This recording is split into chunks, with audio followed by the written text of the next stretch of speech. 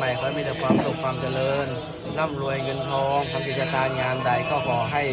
ขายดิบขายดีเหมือนเทน้ำเทท่าเลยนะโยมนะปีใหม่นะมีแต่ความสุขความเจริญนะคุณพระพุทธรักษาคุ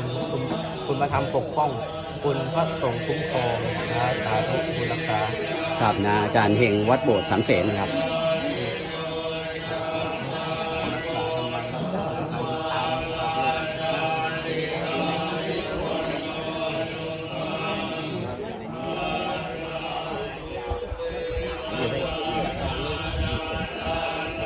กับหลวงพ่ออึ่งวัดเสิงหวายนะครับเดี๋ยวเก็บองค์นี้ไปรวมกันที่ตรงนั้นก่อน